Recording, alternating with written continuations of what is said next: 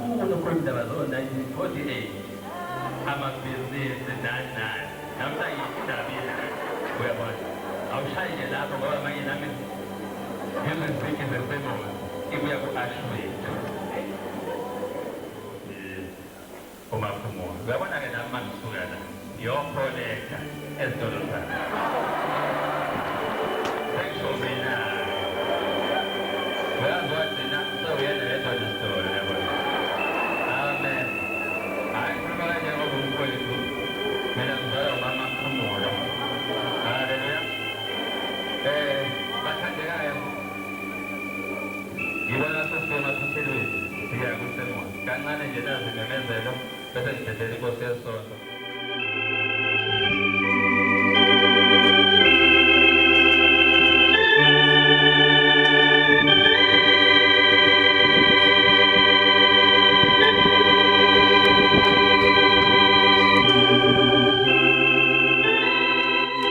Ngiyanibingelela ke baholi bami, ngiyanibingelela kwaBenico MTV. Namhlanje bekusuku olunzima kakhulu ebandleni laseKhoveni jikelele.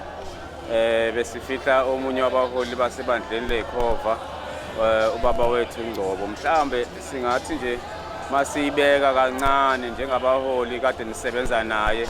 Ngabe ibandla laseKhoveni kukhona lapho lilimala khona uhamba kamholi wethu ubaba uNgcobo, noma ningamchaza nje ubaba uNgcobo kancane ukuthi benisebenza naye kanjani, beniphethe kanjani ebandleni noma amagalelo akhe ami kanjani ebandleni? Mina ke mholi ngingu-General Secretary weyikhova zonke eyikhona la eSouth Africa, nangoba kunaseSwazini nakuphi eBotswana ngimu-General Secretary. Uphinde bathi uReverend MW Nkosi u-General Secretary. Ubaba uNgcobo siqala ukwazana kakhulu uma ngingena ku-high executive. Kusakhona ubaba wethu uVA Sibiya, u-Archbishop, satholana khona sasebenza naye ubaba uNgcobo kuze kube nje namuhla besisebenza naye ubaba uNgcobo, uBishop, ubaba uThandiswa. Okukhulu engikwaziyo ngayinsuku njengoba sisaya ePhasikeni, okumphathi omkhulu weprogram sukela uqala uGudi ikakhulu ebusuku enkonzweni zasebusuku suwela ngolosihlanu nangomgcibelo ntambama. Uma sibiza inkonzo nguye besibizela inkonzo. Uma sinenkonzo yokunikela ubaba ube negalelo elikhulu lapho kulezo inkonzo. Okunye ugcina saphethe ibranch yokuphila khona la eThekwini. Igalelo lakhe elikhulu yilo lelo ngilaziyo ba. Mina ngibranch yenyanda ezinzele eErmelo lapha kuhlala khona umholi webandla usina ubaba wethu sina Bishop uMashinini. Hayi siyabonga mholi, sibonga kakhulu ukusinika lethuba sikhuluma ngale ngalabutho yaseKhoveni. Siyabonga ke baba ukuthi hayi noma singeke sibonga ukufa kodwa nje sibonga ukuthi sikhonile ukufika la eThekwini ukuzobeka umfowethu isikhova ebese ikhuthele kakhulu baba uBishop. Ngoba bese ngishilo ukuthi ebeyingalabutho yale bandla asebenza kakhulu, asebenza ngokuyikhandla. Sithi nathi asikhali kangaka ngoba siyazi ukuthi impilo yomuntu ihamba iphele. Lithi iBhayibheli umuntu ozwele ngowesifazane insuku zakhe zibaliwe. Manje ingakho sithi nje asizomphelezela kahle umholi wethu, sithi alale ngokuthula. Sesiyobonana ekhaya kwelizayo uma senze kahle sonke. Siyabonga kakhulu. Mina igama uNicholas noma ngithi Reverend Mhlala ovela endaweni yaseMiddelburg eMpumalanga le eMiddelburg eMhluzi. Namhlanje besibeka omunye wabafowethu oyisisebenzi kanye nathi inkosini, indoda enokuthula, indoda abeyiphansi ngendlela emangalisayo. Ake ngithi mina ngijoyine leli bandla ngo-2007 uma ngena kuleli bandla. Ngimthola sefieldini, bengazi ukuthi ngelanga ngaze ngisebenze naye ofisini high executive. Kodwa-ke lokho sikhula esikhulisa ngemithetho. Engikusabayo-ke ukuthi the more siluza abantu abadala, the more ngathi siba nabantu abayizigcina umthetho noma abantu abasifundisa kabanzi ngempilo. Ngiyasaba-ke lokho kwenzekayo.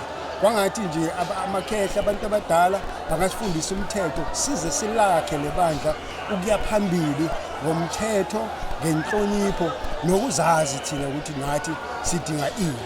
Leli bandla-ke hayi siyalihlonipha kakhulu and futhi seseyilo ibandla likamoya. Yilapho kumele sibambe khona, yiloko ashiye nakho ukuthi kumele kahle kahle sizibuthelele thina sithande ukuba semoyeni ngaso sonke isikhathi. Yeah, siyabonga kakhulu baba. Akubingelele omakhelwane wakho noma imkhaya yakho ngale ngolimi lwenu ngale. Khona labo beBheniko MTV bezoza ukuthi iBheniko ihamba yonke indawo. Okay. Ake ngithi sanibonani Dumelani noChani Abusheni. Yebo umkhaya bami bonke lapho. Njengoba ngisempumalanga ngiseduze laseLimpopo kakhulu. Whereby cishe ngisemngceleni waseLimpopo neMpumalanga. Ngisho lapho sikhuluma isiNdebele, iSpedi, kunesitsonga akonke. Abantu ngithanda ukuthi bayibukele iBheniko akithi. Akumelanga sisupporta ngaphandle, kumele sisupporte khona la ekhaya. Batshele ngeSpedi. Okay, batho ba resho. Modimo sho. Yeah. Mo kerekeng ya rena ya Zikhova. The Ethiopian Holy Baptist Church in Zion. Tlang mapedi a rena a resho re le nyaka le ka mogare ga kereke. Kereke ke ba bang le ba bang. A ikgethe morafe. Ito re Bible a gona mojuda, a gona mogreek. Le lena mapedi la morelegile go kereke ya apostol ke yona Zion ye ileng gore ke yona ya magonte tse dingwe ke a di bona di gona fela mo re tsa bophelo. Hayi uvalelise ngolimi lwethu esilizwa sonke ngoba asazi ukuthi bowuthini kodwa ke sethemba ukuthi ababukeli bakaBheniko bayazi bona bezwile ukuthi uthini. Hayi ngiyabonga kakhulu babukeli. Ngicela nisupportele iBheniko TV ngaso sonke isikhathi. Ubaba Dlamini mbizene nimnikeze umsebenzi yonke ukuze akhona ukuphila ukuze akhona ukumikisa amabandla phambili basibone ngokuthi yena enze umsebenzi basibone ukuze amabandla akhona ukukhula wonke amabandla buyana nimnikeze umsebenzi ukuze amabandla akhona ukukhula. Esikhathini samanje kuhamba vele yonke into siyenza emoyeni yonke into siyenza digital yonke umhlaba uchangile kodwa ke izwi lenkosi yilo lingachange.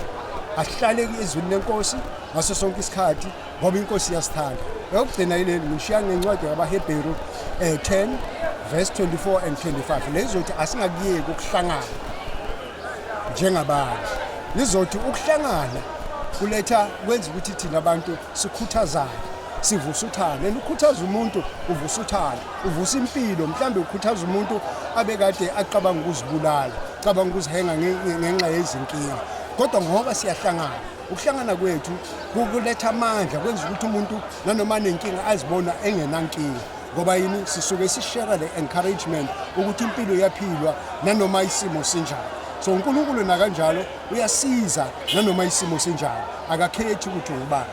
Siyabonga kakhulu. Mina igama lami nesibongo sami igama lami uDumsane nguzwane Sibongo iBishop ngiqhamuka endaweni yaseGoli eDavidton la ngiqhamuka khona. Umsebenzi wami nje ukushumayela ivangeli lokuphenduka ushumayela uKristu kuphela ayikho into esishumayela sithi abantu abaphenduke bebheke kuKristu. Enceku imizwa yami inzima kakhulu imizwa yami ngizisiza ubuhlungu kakhulu siyibandla lekhova ubuhlungu isilonda isingekuphola manje namanje bekuyindoda ibilisebenzela ibandla futhi ikhuthele silimele kakhulu njengoba siyemagudini nje phasikeni isikhala sakhe sivulekile asazi sovala kanjani nje siyamethemba uNkulunkulu ukuthi uzosivala isikhala sakhe ngoba uNkulunkulu esimkhonzayo akehlula lutho baba. Ngicela ukubingelela ngabingelela Nkosi yami nami nguHadebe wala kwaMashu. Cha la isikhona sizophelezela ubaba wethu uNgcobo osonto eCoven. Kahle kahle ubaba uNgcobo iqhaza adlalile emzini wakithi eZiyoni likhulu kakhulu eseCoven kodwa iqhaza adlalile kule ndawo yakithi kwaMashu wenza umsebenzi omkhulu wenza zonke izinto wahlanganisa abantu uSibarikavu usigama kahle kahle. Okay. Yeah. Njoba sila sizophelezela yena njengoba edlulile emhlabeni sithi ikhova zonke ngaphansi ke babumashinini koculo babumashinini usinga Bishop ayiduduzeke lokhu kumayo babhadele ke kakhulu abamazi ngo-champion. Lo omilana phambi kwenu uBishop Mtshali ngisendwethe nendawo ngine-branch nje impela enyakasayo manganyakaza e-branch legalileke la engikhona phansi kobuholi umasina Bishop wabumanyoni ngilapho la ngikhona uBishop Mtshali. Penico MTV ngiyabingela kubona bonke ababukeli balesi stage. Kupenico mhlawumbe ngase ngikufeze kakhulu futhi silahlekelwe kakhulu uma kuhamba le ndoda yakwaNcolo kuningi esibona ukuthi kuzohamba kungahambi kahle ekakhulukazi ebandleni bethu. Indoda obukuthi mayingena ingakasho lutho kuvele ube mnandi ingakasho lutho aweniki ithuba lokukhuluma khona usuku ngase ngitshele ngakho balaleli ukuthi noma babukeli bethu ukuthi le ndoda ikuyanikezwa ithuba esontweni ukuthi ayishumayele. Ithi le ndoda uyabona wena mfana onginikeza ithuba okusho ukuthi uyaqala ukuphatha inhlelo wawangizwa ngithini mina wavele wenza ukuthi lonke ibadla lijabule ngokuba khona kwakhe indlela ayiyona. Mfowethu silahlekelwe kakhulu bekuyingqalabutho leya kakhulukazi uBishop akhona bekuyingqalabutho kakhulu especially kwi-KZN ilimele kakhulu i-KZN kahle kahle ne-national ngoba phela ube yilunga eliqavile le-high executive. Uma kuqalwa umsebenzi walobubandla bethu uyena ndoda eyabizwa kuqala ukuthi ayibuyele kwi-high executive ngenxa yegxathu abekade elibambile kwi-high executive. Ibandla lakithi mfowethu ngeke sikufihle lilimele kakhulu ngokulahleka kwale ndoda and no-branch abeyilida nayo mfowethu ilimele kakhulu isazothatha isikhathi mfowethu ukuthi i-recover ngokulahleka kwale ndoda. I-KZN yonke nje futhi yonke nabaphethela izothatha isikhathi uku-recover kwababa silimele kakhulu. Awuthi akudrivele uhlelo aphathi i-problem fana kwababa uyabona ukuthi bethu mephathi i-problem akakubize lama-branch uma ezobiza i-branch one ubiza umholi wayo two kulo abize ngisho ubugwaqo wala ahlala khona lowo mholi indoda ebiyi-powerful kakhulu and futhi ukukutshela ukuthi ayikho i-branch ebingayikhiphi imali uma lo wababa emile ebiza imali. Indoda mfowethu kahle kahle ibadla mfowethu lilimele kakhulu.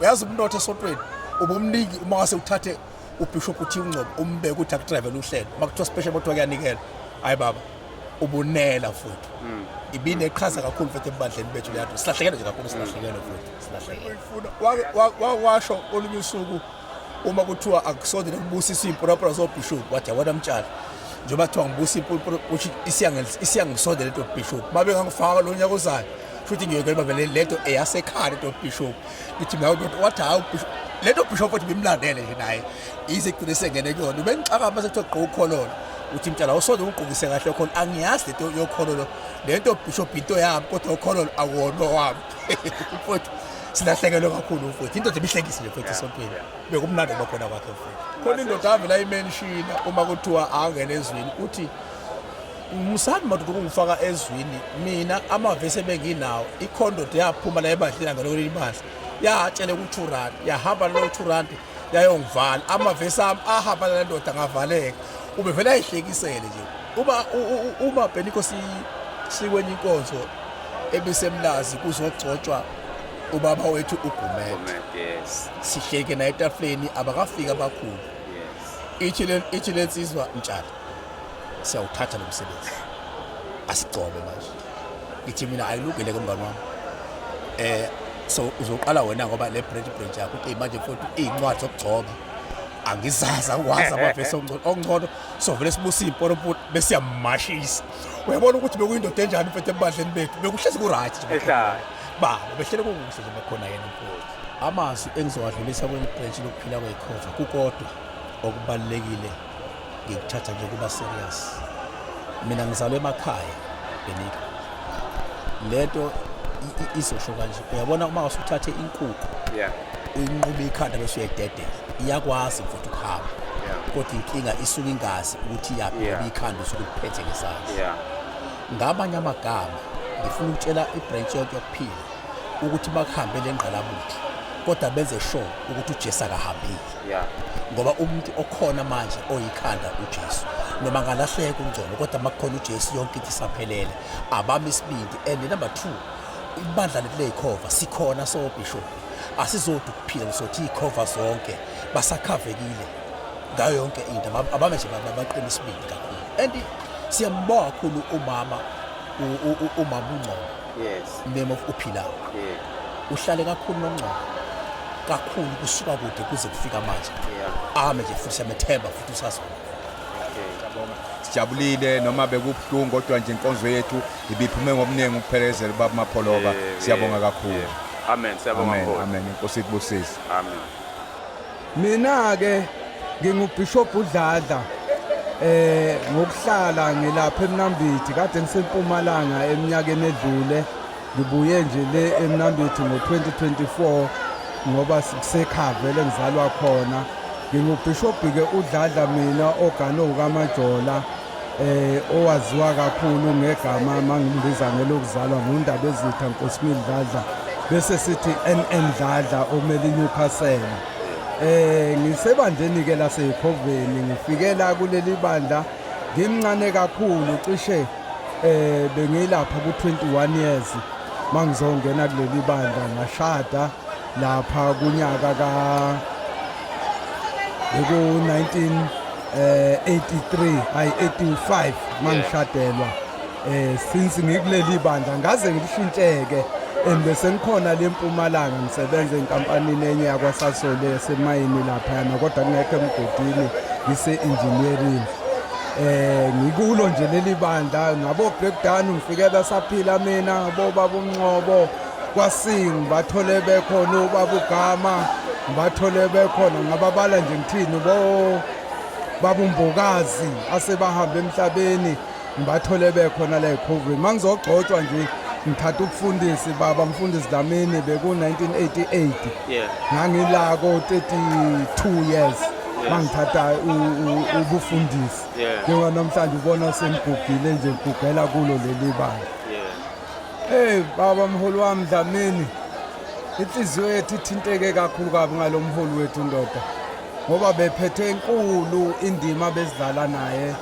enkonzweni yethu yasebandleni laseKhoveni leThopeni Holy Baptist Station zone iKhove ezinqini ndoda silimele kodwa ke ngoba kuhlelo likaNkuluNkulu siyethemba ukuthi uNkulunkulu uzovala lawo manxeba kodwa nje kubhlungu kakhulu baba silimele kakhulu ngale ndoda besiphisebenzela kahle kakhulu enkonzweni njengoba siya kugudi nje sizoba nesikhala kakhulu ngayo ukuthi ngabe sesiyibona isisenzele ukuthile sidinga ukuthi senzele kona sizame nje ukuthi inhliziyo yethu sithi kuyilibasisa kancane sinikezele uNkulunkulu ukuthi uNkulunkulu waze eqala ukuthi ubaba wethu ngeke sibe naye kodwa thina siphokophele ngobuningi bethu ngoba injongo yethu ukuthi sogcwalisa izakheni leyana kubonakala iKhove ezinqini ukuthi zikhona lapha ezakheni bahambe bebuza ihleli ibandle kade likhona yizo iKhove kuthiwa yizo ngicela nje bonke abantwana baseKhoveni abakhuthazeke baqhasha imoto baqhasha amabhasi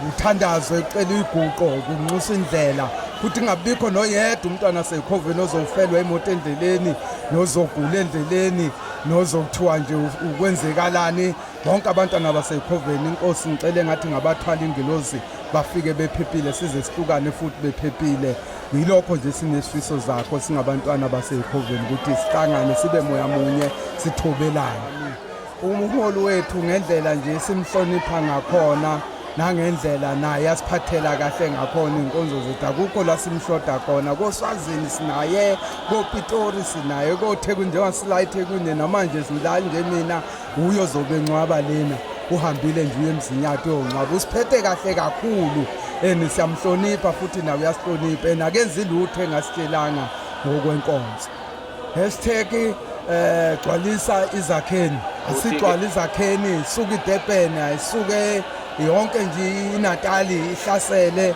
futhi ke yona iseduzana kufana nababuya koSwazini nakoBotswana nakoGauteng nakoMpumalanga la thina kufana ukuthi sisekhaya ayigcwale kakhulu amabhasi awadume sewufikile uGood Friday siyokujabulela lokho bantwana baseKhoveni ngikhona mina lapha ngizonilungisela ngizofika zonke izinto ezilungile. Sibonga kakhulu umholi ukuthola leli thuba sikaze sikuthola ithuba lokuthi lesixoxe nawe nje la kwaBheniko MTV sibonga kakhulu ukuba khona kwakho noma nje Nkosi yami ngibonga kakhulu umfundisi wami baba uDlamini ukuthi unginike nami leli thuba ukuthi ngizovela kwaBheniko. Inkampani yethu le esisebenzela kahle, isithathela kahle umsebenzi wethu waseCoven, ukuthi noma ngithi ngifuna isithombe mangitshele wena ngiyazi ukuthi ngeke ungazivumbululi ngoba imininingwane yethu yonke uyiphethe, akukho ongakwazi ngathi. Umuntu noma efuna ulwazi funeka aqondane nawe uzosithola lokho akufunayo.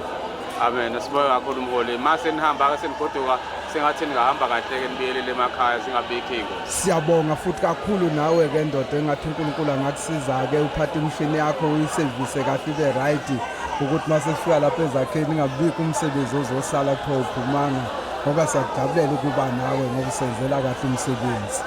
Amen. Ngiyayibongela mholi. Amen baba. Ubonga noNkulunkulu anigcineke nani. Amen. Amen baba. Yeah.